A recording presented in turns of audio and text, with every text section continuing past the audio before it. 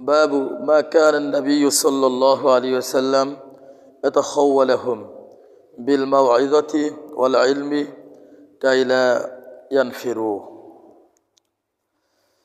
حدثنا محمد بن يوسف قال أخبرنا سفيان عن الأعمش عن أبي وائل عن ابن مسعود رضي الله تعالى عنه قال كان النبي صلى الله عليه وسلم يتخول بالموعظة في الأيام كراهة السامة علينا. সম্মানিত উপস্থিতি, আল্লাহ তাআলা তৌফিক নসিব হলে আজকের আলোচনায় আমরা সহিহুল বুখারীর কিতাবুল ইলমের 11 নম্বর পরিচ্ছেদ মা কানা নবী সাল্লাল্লাহু আলাইহি ওয়াসাল্লাম ইয়াতাখাওয়ালুহুম বিল মাওইযাতি ওয়াল ইলমি কাইলা ইয়ানফিরু। পরিচ্ছেদটা হলো রাসূল করিম সাল্লাল্লাহু আলাইহি ওয়াসাল্লাম বিল মাওইযাতি ওয়াল ইলমি, উপদেশ দেওয়ার ক্ষেত্রে এবং শিক্ষা দেওয়ার ক্ষেত্রে লক্ষ্য রাখতেন কাইলা ইয়ানফিরু, যাতে করে মানুষজন বিরক্ত না হয়ে যায়। বুঝছেন বিষয়টা? ভূমিকা বুঝছেন? রাসূল করিম সাল্লাল্লাহু আলাইহি ওয়াসাল্লাম উপদেশ দেওয়ার ক্ষেত্রে এবং শিক্ষা দেওয়ার ক্ষেত্রে তিনি খুব লক্ষ্য রাখতেন যাতে করে মানুষ বিরক্ত না হয়। জিনিস ভালো হলে কি হবে, যদি বেশি হয়ে যায় মানুষের মধ্যে বিরক্তি চলে আসে। পেট ভরে খাইছেন, খাওয়ার পরে ভালো খাবার সামনে আসলে ওই খাবার কিন্তু আর খেতে মন চায় না। কিন্তু ক্ষুধা যদি থাকে, খাবারের মান খারাপ হলেও ওই খাবার সুস্বাদু, খুব মজা। এজন্য রাসূল করিম সাল্লাল্লাহু আলাইহি ওয়াসাল্লাম তিনি ওয়াজ নসিহত এবং শিক্ষা দেওয়ার ক্ষেত্রে তিনি মানুষজন যেন বিরক্ত না হয়ে যায় এই বিষয়টা তিনি লক্ষ্য রাখতেন। হাদিসে বর্ণনাকারী ইবনে মাসউদ রাদিয়াল্লাহু তাআলা আন, হাদিস নাম্বার হলো 58। আবার 58 অন্য কিতাবে যা দেখবেন কিতাবে হাদিসে মিল নাই, এটা আপনাকে দেখতে হবে আল মাকতাবাতুল ইসলামিয়ার, আল মাকতাবাতুল ইসলামিয়ার ওই প্রকাশনীর আপনার কিতাবের হাদিস নাম্বার হলো 58। আর ইবনে মাসউদ রাদিয়াল্লাহু তাআলা আনহু قال, ইবনে মাসউদ রাদিয়াল্লাহু তাআলা আনহু বলেন কানা নবী সাল্লাল্লাহু আলাইহি ওয়াসাল্লাম ইয়াতাখাওয়ালা বিল মাওইযাতি ফিল আইয়াম। রাসূল করিম সাল্লাল্লাহু আলাইহি ওয়াসাল্লাম ওয়াজের ক্ষেত্রে বিল মাওইযাতি, উপদেশ বা ওয়াজ করার ক্ষেত্রে তিনি লক্ষ্য রাখতেন কারাহাতাস সামাতি আলাইনা, যাতে করে আমরা বিরক্ত না হয়ে যায় এই বিষয়টা তিনি লক্ষ্য রাখতেন। এবং ফিল আইয়াম, নির্দিষ্ট দিনে তিনি ওয়াজ নসিহত করতেন। নির্দিষ্ট দিনে একটা দিন ফিক্স করা থাকতো, এই দিনে আল্লাহ রাসূল সাল্লাল্লাহু আলাইহি ওয়াসাল্লাম ওয়াজ নসিহত করতেন এবং বিরক্ত যত সাহাবায়ে কেরাম যেন বিরক্ত না হয়ে যায় বিষয়টা তিনি লক্ষ্য রাখতেন। আচ্ছা, এরপরের হাদিস 59 নম্বর হাদিস। হাদিসে বর্ণনাকারী আনাস রাদিয়াল্লাহু তাআলা আনিন নবী সাল্লাল্লাহু আলাইহি ওয়াসাল্লাম, হযরত আনাস রাদিয়াল্লাহু তাআলা আনহু রাসূল করিম সাল্লাল্লাহু আলাইহি ওয়াসাল্লাম থেকে বর্ণনা করেন قال, আল্লাহ রাসূল সাল্লাল্লাহু আলাইহি ওয়াসাল্লাম বলেছেন ইয়াসসিরু ওয়া লা তুআসসিরু, দ্বীনের ব্যাপারে তোমরা সহজ পন্থা অবলম্বন করো। দ্বীন ইসলামের ব্যাপারে তোমরা সহজ পন্থা অবলম্বন করো। ওয়া লা তুআসসিরু, কঠোর হয়ো না, কঠোরতার পথ কি করো না, অবলম্বন করো না। ওয়াবাশশিরু, মানুষদেরকে সুসংবাদ দাও। ওয়া লা তুনাফিরু, মানুষদের মাঝে বিরক্তি সৃষ্টি করো না। বুঝছেন নি হাদিস? মানুষদেরকে দ্বীন ইসলামের ব্যাপারে কঠোর হয়ো না। ইয়াসসিরু, দ্বীন ইসলামের ব্যাপারে সহজ পথ অবলম্বন করো। ওয়া লা তুআসসিরু, কঠোরতার পথ অবলম্বন করো না। ওয়াবাশশিরু, মানুষদেরকে সুসংবাদ দাও। ওয়া লা তুনাফিরু, মানুষদের মাঝে বিরক্তির ভাব সৃষ্টি করো না। এজন্য কুরআনুল কারীমে জাহান্নামের আলোচনাও আছে, জান্নাতের আলোচনাও আছে, ইমানের আলোচনাও আছে, আবার কুফুরির আলোচনাও আছে, ইমানদার ব্যক্তিদের আলোচনাও আছে, আবার কাফেরদের আলোচনাও আছে। কুরআনুল কারীমে আল্লাহ সুবহানাহু ওয়া তাআলা এই বিষয়টা এতটাই গুরুত্ব সহকারে বর্ণনা করছেন, আপনি কোনো জায়গায় দেখবেন না শুধু জান্নাতি আলোচনা চলছেই চলছেই, এর কোনো শেষ নাই। বিষয়টা এমন না। জান্নাতির আলোচনা প্রথমে মনে করেন যে জাহান্নামের আলোচনা হলো, জাহান্নামের আলোচনা হওয়ার পর পরে আল্লাহ পাক জান্নাতের আলোচনা আনছেন যেন মানুষ নিরাশ না হয়ে যায়। হ্যাঁ, আবার কাফেরদের আলোচনা আনছেন, কাফেরদের আলোচনা আনার পরে ইমানদারদের আলোচনা, ইমানদারদের আলোচনা করছেন, পরে আবার কাফেরদের আলোচনা। এই জন্য রাসূল কারীম সাল্লাল্লাহু আলাইহি সাল্লাম এই হাদিসের ব্যাখ্যায় আল্লামা আনোয়ার শাহ কাশ্মীরি রাহিমাহুল্লাহু তাআলা, যাকে জিন্দা কুতুবখানা বলা হতো, তিনি একবার যেটা দেখতেন ওটা জীবনে ভুলতেন না। সুবহানাল্লাহ। একবার যেটা দেখতেন ওটা কি ভুলতেন না, মনে থাকতো তার। তাকে জীবিত লাইব্রেরি বলা হতো। তিনি হাদিসের ব্যাখ্যার মধ্যে বলছেন যে ওয়াজ নসিহত করার ক্ষেত্রে কুরআনুল কারীমের নীতি ফলো করা দরকার। আল্লাহ সুবহানাহু ওয়া তাআলা যে নীতি অবলম্বন করেছেন, শুধু জাহান্নামীদের আলোচনা বিষয়টা এমন না। হ্যাঁ, তুমি জাহান্নামীদের আলোচনা করার পরেই জান্নাতীদের আলোচনা করো, কাফেরদের আলোচনা করার পরেই ইমানদারদের আলোচনা করো, এভাবে আলোচনা করা, বয়ান রাখা। রাসূল কারীম সাল্লাল্লাহু আলাইহি ওয়াসাল্লাম এখানে বললেন, দেখো দ্বীন ইসলামের ক্ষেত্রে তোমরা সহজতার পথ অবলম্বন করো, কঠোরতার পথ অবলম্বন করো না। মানুষদেরকে সুসংবাদ দাও, ওয়ালা তুনাফিরু, বিরক্তির ভাব সৃষ্টি করো না। বয়ান চলছে চলছে ঘন্টাকে ঘন্টা, না না, রাসূল কারীম সাল্লাল্লাহু আলাইহি ওয়াসাল্লাম এমনটা করতেন না। দুই একটা ক্ষেত্রে আছে ব্যতিক্রম, যেমন ফিতনার হাদিসগুলো বর্ণনা করতে গিয়ে রাসূল কারীম সাল্লাল্লাহু আলাইহি ওয়াসাল্লাম অনেক লং টাইম বর্ণনা করেছিলেন। ফিতনার হাদিস শেষ জামানায় কি হবে, এই হাদিসগুলো বর্ণনা করতে গিয়ে রাসূল কারীম সাল্লাল্লাহু আলাইহি ওয়াসাল্লাম অনেক লম্বা টাইম বয়ান করেছিলেন। তো দুই একটা ক্ষেত্র আছে ভিন্ন, কিন্তু ম্যাক্সিমাম টাইম রাসূল কারীম সাল্লাল্লাহু আলাইহি ওয়াসাল্লাম মানুষ যেন বিরক্তি না হয়ে যায়, মানে আনন্দ সহকারে, তৃপ্তির সাথে, মনোযোগ সহকারে, আনন্দের সাথে শুনতে পারে, ওরকম অবস্থা প্রতি লক্ষ্য রেখে রাসূল কারীম সাল্লাল্লাহু আলাইহি ওয়াসাল্লাম বয়ান করতেন, ওয়াজ নসিহত করতেন। এরপরে 12 নম্বর পরিচ্ছেদ, বাবুন মান জাআলা লি আহলিল ইলমি আইয়ামান মা'লুমাত। শিক্ষা দেওয়ার ক্ষেত্রে বা ওয়াজ নসিহত করার ক্ষেত্রে দিনকে নির্দিষ্ট করা, কি করা, দিনকে নির্দিষ্ট করা, এটা আসলে গুরুত্বপূর্ণ জিনিস। আমি অনেক সময় দেখা যায় শনিবার দিন আসি না, শনিবার দিন অফ রাখি, শনিবার দিন আসলেও মনে করে আসলাম কিন্তু করলাম না, এত টানা না করাই ভালো। শনিবার দিন অফ থাক, ঠিক আছে। আর ওদিকে এরপরে একদিন হয়তো 5 দিন চলুক, নাকি বলেন?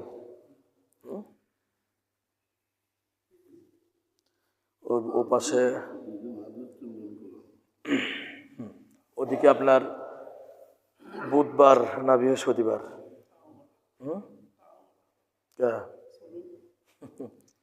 হাদিস শোনেন, এই হাদিস শোনার পরে মন্তব্য করেন। দেখেন 12 নম্বর পরিচ্ছেদ, বাবুন মান জাআলা লি আহলিল ইলমি আইয়ামান মা'লুমাতান। ইলম বা কোরআন হাদিসের আলোচনা করার ক্ষেত্রে দিনকে নির্দিষ্ট করা। হাদিসে বর্ণনাকারী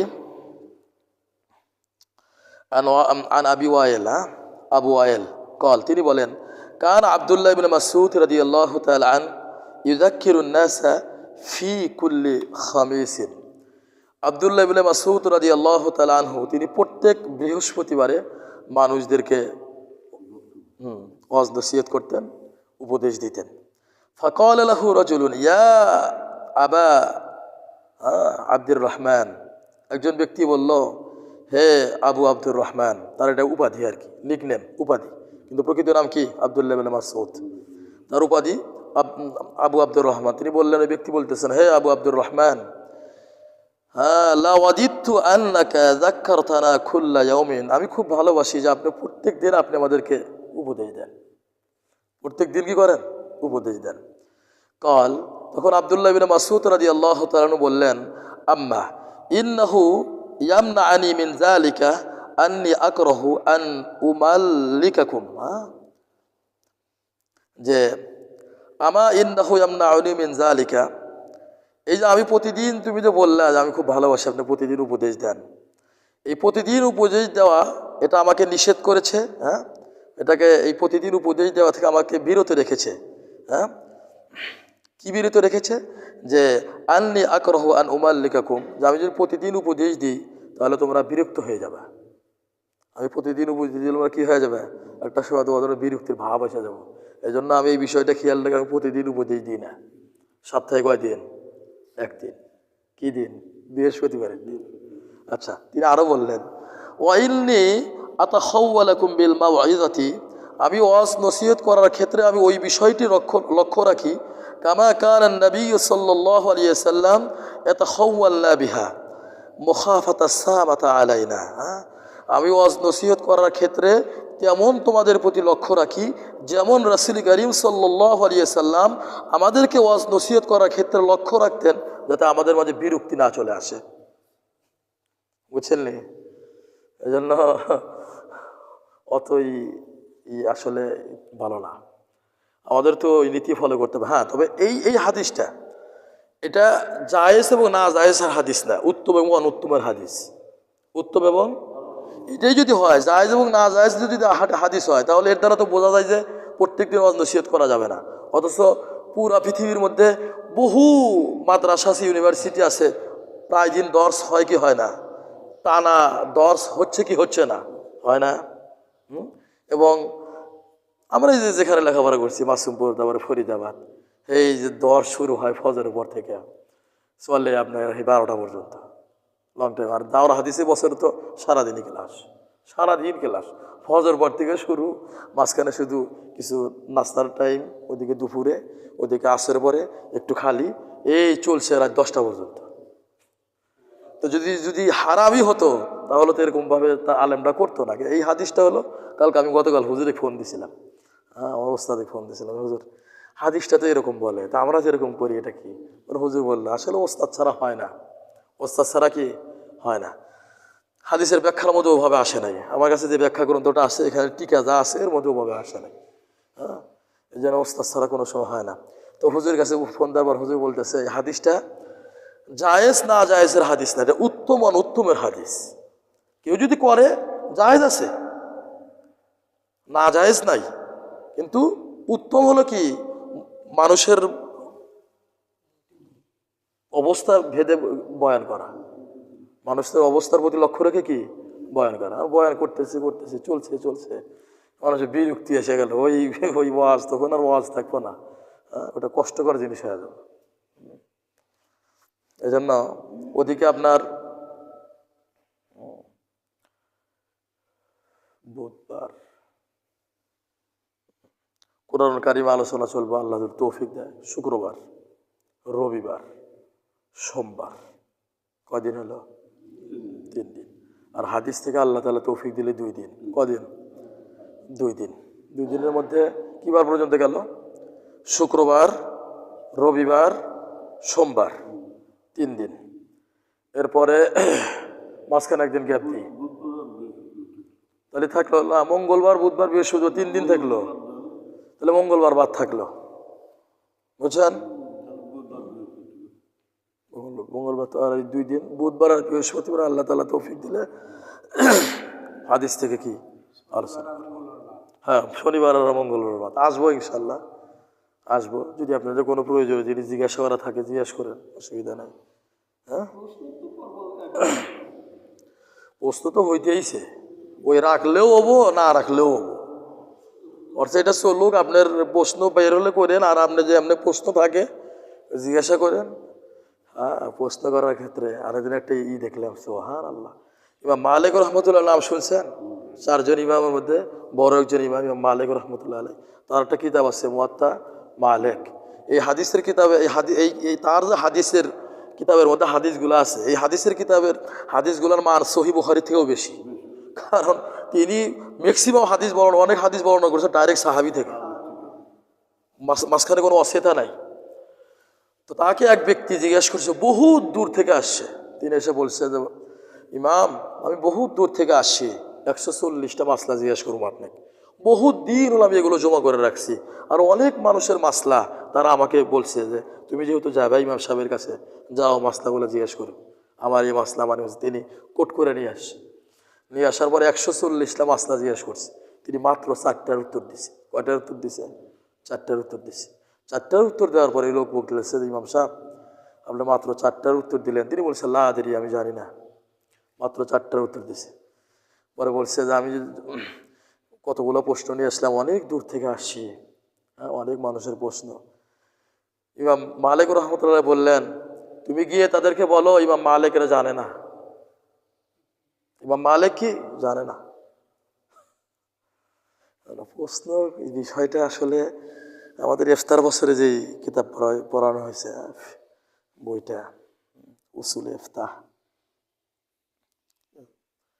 গুরুত্বপূর্ণ। এই জন্য আমাদেরও টেন্ডেন্সি মানুষের মাঝে এরকম সবারই আসলে দুই ক্ষেত্রে দুই দলেরই দোষ আছে।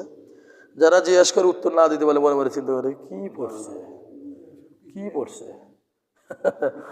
আর যাকে জিজ্ঞাসা করে হে চিন্তা করে উত্তর না দিতে হলে কেমন হয়। বিষয়টা এমন না, বিষয়টা রাখা, যারা জিজ্ঞাসা করবো তাদের মনোবক্তব্য না হুজুর যায় না, এবং যারা উত্তর দিবে, হ্যাঁ আপনার যদি 100% কনফিডেন্স থাকে মাসলাটা এমনই, তাহলে বলা, অন্যথায় না বলা লা আদরি, আমি জানি না। ইমাম মালিক রহমতুল্লাহ আলাই, শাফি রহমতুল্লাহ আলাই, ইমাম ইউসুফ, ইমাম মোহাম্মদ রহমতুল্লাহ, বড় বড় ইমামগণ কত মাস্টার খেতে বললেন লা আদরি, ভাই আমি জানি না। তোমার যদি জানা খুব প্রয়োজন আমাকে পরে দেখে বলতে হবে, জেনে বলতে হবে। জিজ্ঞাসা তো করতেইছেন, জিজ্ঞেস করেন, প্রায় সময় তো আমি এখানেই থাকি। এবং অন্য সময় যদি এই যে আলোচনা করতেছি আমরা, যদি আপনাদের কোনো জিজ্ঞাসা করার বিষয় থাকে, আপনি ওটা কোট করে রাখবেন, দরকার একটা চিরকুটে লিখে রাখবেন, ওটা এগুলো হাতের মধ্যে রাখবেন। আলোচনা শেষ হলে বা একটা সময় আপনি কি করবেন, জিজ্ঞাসা করবেন, অসুবিধা নেই। হ্যাঁ, যদি জানা থাকে তাহলে বলবো, জানা না থাকলে জেনে অথবা আমার ওস্তাদ আছে, হ্যাঁ, তাদের থেকে শুনে বলতে হবে। হ্যাঁ, তাহলে মনে আছে কদিন হবে, আল্লাহ তাআলা তৌফিক হলে ইনশাআল্লাহ। হ্যাঁ, তাহলে কোরআনুল কারীম থেকে 3 দিন। একটা কাজ করবো, আল্লাহ তাআলা যদি কতদিন রাখে, রিজিকের মালিক কে ভাই? আল্লাহ। কার কখন কি হয়ে যায় আল্লাহ আলাম, আল্লাহ বাকি ভালো জানেন। পরিস্থিতি সব মুহূর্তের মধ্যে পরিস্থিতি ওলট পালট করতে পারেন কে? আল্লাহ। আমি চাইতেছি আমি এখানে থাকবো, আপনারাও চাইতেছেন হুজুর থাকুক, কিন্তু আল্লাহ পাক যদি ফয়সালা হয় এখানে হবে না, আমার এখানে চলে যেতে হবে। আমিও চাচ্ছি না থাকবো না, আপনারাও চাচ্ছেন যে না হুজুর না থাকুক, কিন্তু আল্লাহ পাকের যদি ফয়সালা হয় যে না হুজুর থাকবে, এখানে থাকবে, তো এটাই হবে। তো রিজিকের মালিক কি? আল্লাহ। তো আল্লাহ তাআলা যদি যতদিন রাখে বা থাকে, কোরআনুল কারীম অলরেডি আমরা চলে গেছি কোথায়? সূরা আনফালের মধ্যে। কোরআনুল কারীম একটা পর্যায়ে আমার ইচ্ছা হলো কোরআনুল কারীমটা আগে শেষ করা, কারণ এটাই তো মেইন জিনিস নাকি, আর এর ব্যাখ্যাই তো হাদিস। হ্যাঁ, ওটা যদি আগে শেষ হয়ে যায়, আল্লাহ তাআলা যদি তৌফিক দেয়, তখন আমরা একটু ওটার আলোচনা একটু কমে আনবো, বুঝলেন না? তখন এটা একটু বাড়াই দেব, হবে ইনশাআল্লাহ। এভাবেই চলুক, মনে আছে দিনগুলা কি কি? এভাবেই চলুক ইনশাআল্লাহ, হবে। হ্যাঁ, আজকে যারা নাই তাদের একটু পারলে বলে দিয়েন। আচ্ছা, এরপরে একটা হাদিস বলি, হ্যাঁ, এটা বলেই শেষ করে দিই, না এই পর্যন্ত থাকবো? হ্যাঁ,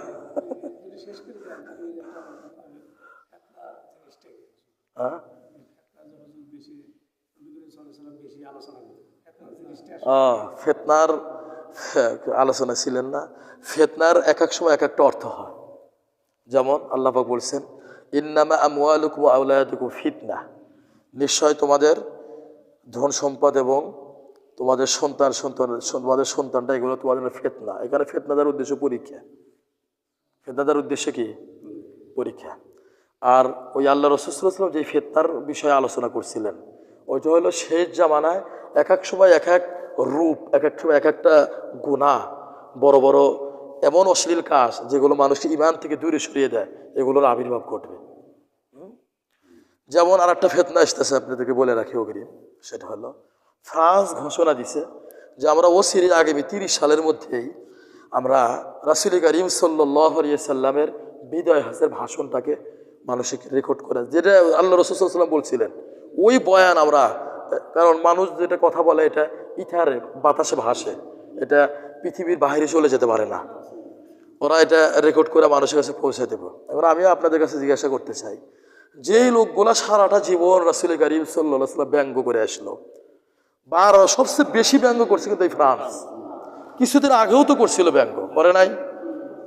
আর ওই দেশের লোকেরা বলতেছে আমরা রাসূল করিম সাল্লাল্লাহু আলাইহি ওয়াসাল্লাম বিদায় হজের ভাষণ আমরা রেকর্ড করে মানুষকে শোনাবো, যারা সারাটা জীবন রাসূল করিম সাল্লাল্লাহু আলাইহি ওয়াসাল্লামের ব্যঙ্গ করে আসলো। বিশ্বাস করেন এটা কঠিন একটা ফিতনা। এই কথা ওই বিদায় হজের ভাষার মধ্যে ওরা এমন কিছু অ্যাড করে দিব, মানুষকে বোধ হয় এটা তো বিদায় হজের ভাষণ, এমন তো কোনো ভুল নাই, দি বলে এলে জেলে জিনিস ঢুকে কি মানুষের ইমান নষ্ট করে ফেলে ওরা। আল্লাহ ভালো জানে এটা কি ধরনের ফিতনা আসতেছে, আল্লাহু আলাম, আল্লাহ বাকি ভালো জানেন। এই জন্য কোরআন এবং হাদিসের ক্ষেত্রে সবচেয়ে বেস্ট ওয়ে সিলসিলা, ধারাবাহিক। আমি পড়েছি বুখারী শরীফ, মাওলানা আব্দুল কুদ্দুস দামাত বারকাতুহুম, তিনি বলছেন হাটহাজারী মাদ্রাসার আল্লামা শফি রহমতুল্লাহ আলাই, তিনি বলছেন হোসাইন আহমদ মাদারি রহমতুল্লাহ আলাই, তিনি এভাবে এভাবে চলতে চলতে চলে যাবে কোথায়? রাসূল করিম সাল্লাল্লাহু আলাইহি ওয়াসাল্লাম, সাহাবায়ে কেরাম, এরপরে চলে যাবে কোথায়? রাসূল করিম সাল্লাল্লাহু আলাইহি ওয়াসাল্লাম পর্যন্ত। এটাই বেস্ট ওয়ে। ওই বিদায় হজের ভাষণ ওরা রেকর্ড করে মানুষকে শোনাইব, কথা কত কিছু এডিট করে দেখবেন আপনার কত কিছু করে, এর মধ্যে কত কঠিন বড় একটা ফিতনা আসতেছে। এইটাই সবচেয়ে বেস্ট ওয়ে। দেখেন না, প্রত্যেকটা হাদিসের ক্ষেত্রে ইমাম বুখারী রাহমাতুল্লাহ বলছে হাদ্দাসানা, আমার কাছে বর্ণনা করছে ওসমান ইবনে আবি শাইবা। ওসমান ইবনে আবি শাইবা শুনেছে হাদিসটা জারিরের কাছে, জারি শুনেছে মানসুরের কাছে, মানসুর শুনছে আবু ওয়াইলের কাছে, আবুল ওয়াইল শুনছে আব্দুল্লাহ ইবনে মাসউদ রাদিয়াল্লাহু তাআলার কাছে, আর আব্দুল্লাহ ইবনে মাসউদ রাদিয়াল্লাহু তাআলা কার কাছে? আল্লাহ রাসূল সাল্লাল্লাহু আলাইহি সাল্লামের কাছে। আর আল্লাহ রাসূল সাল্লাল্লাহু আলাইহি সাল্লাম এই কথাটা বলছে আল্লাহ পাকের থেকে ওহী প্রাপ্ত হয়। এইটাই বেস্ট ওয়ে, এর সাথে উত্তম কোনো পথ নেই। এই জন্য প্রিয় উপস্থিতি, এগুলোই ফিতনা আর কি, আসতেছে ধীরে ধীরে। আরে হাদিসের মধ্যে বলছিলাম না, রাসূল করিম সাল্লাল্লাহু আলাইহি ওয়াসাল্লাম বলছেন ফিতনা এমনভাবে আসবে, ঘুটঘুটে রাত, অন্ধকার রাতের মতো ফিতনা আসতেছে তোমাদের উপরে। একজন ব্যক্তি সকালে থাকবে ইমানদার, বিকালে কাফের হয়ে যাবে, আবার বিকালে ইমানদার থাকবে, সকালে কাফের হয়ে যাবে। মানুষ দিন ইসলামকে অর্থের বিনিময়ে বিক্রি করে দেবে। হাদিস বর্তমান প্রেক্ষাপটে মিলে সব মিলে যাবে। এগুলো হলো ফিতনা। এই জন্য ফিতনার এক একটা অর্থ আছে, আবার অনেক ক্ষেত্রে ফিতনার অর্থ শাস্তি। ফিতনার অর্থ কি? শাস্তি। আল্লাহ রাসূল সাল্লাল্লাহু আলাইহি ওয়াসাল্লাম যে ফিতনা যেটা বললাম, ওইটাই ফিতনা দ্বারা উদ্দেশ্য হলো শেষ জামানায় যে কঠিন কঠিন ভয়াবহ অপরাধ, এমন এমন বিষয় যা মানুষকে ঈমান হারা করে ছাড়বে। যেমন দাজ্জালের ফিতনা। দাজ্জাল কি? দাজ্জালকে আল্লাহ পাক এমন কিছু পাওয়ার দিবেন যা মানুষের সামনে আসলে মানুষ ঈমান হারা হয়ে যাবে। বোঝেন না, এক হাতে জান্নাত, এক হাতে জাহান্নাম থাকবে, বললেই বৃষ্টি আসবে, কত পাওয়ার থাকবে। এটা একটা বড় একটা ফিতনা। এই জন্য রাসূল করিম সাল্লাল্লাহু আলাইহি ওয়াসাল্লাম দোয়া করতেন, আল্লাহুম্মা ইন্নী আউযু বিকা মিন আযাবিল কবর ওয়া আযাবিন নার ওয়া আউযু বিকা মিন ফিতনাতিল মাসিহিদ দাজ্জাল। হে আল্লাহ, এই যে দেখেন এই দোয়ার মধ্যে অর্থটা আছে, আমি কবরে ফিতনা থেকে আশ্রয় যাই, মানে কি এখানে ফিতনার উদ্দেশ্য আযাব, আর জাহান্নামের ফিতনা থেকে আমি আশ্রয় যাই, মানে কি এখানে ফিতনার উদ্দেশ্য শাস্তি। কিন্তু আমি দাজ্জালের ফিতনা, এখানে ফিতনার উদ্দেশ্য হলো যে পরীক্ষা, বা এই যে যা মানুষকে ঈমানকে কি করে নষ্ট করে ফেলা, এটা উদ্দেশ্য আর কি। তো এবার এটাই থাকা। পরের হাদিস ইনশাআল্লাহ আছে কি বার? বৃহস্পতিবার। ঠিক আছে, ধীরে ধীরে হবে, একটু নিয়মিত বসেন। আপনারা কি মনে করতেছেন? অলরেডি কিন্তু বহুত কিছু হয়ে গেছে, বহুত কিছু হয়েছে। যদি ধারাবাহিকভাবে চলে দেখতে পাবেন অনেক কিছু হবে, অনেক কিছু হবে। আপনারা হয়তো মনে করতেছেন যে 2 দিন বাদ গেল, না, ওই যে 2 দিন বাদ গেল হাদিসে শোনেন, আমি আব্দুল্লাহ ইবনে মাসউদ রাদিয়াল্লাহু তাআলা বলতে স্যার মন চাই প্রতিদিনই শুনি। না না, প্রতিদিন না, একটা আগ্রহ রাখেন, ভালো হবে। ইগারফুল হন, আগ্রহী হন, ইনশাল্লাহ ভালো হবে। হ্যাঁ, সুবহানাকাল্লাহুম্মা বিহামদিকা আশহাদু আল্লা ইলাহা ইল্লা আনতা আস্তাগফিরুকা ওয়া আতুবু ইলাইক। হ্যাঁ বলেন।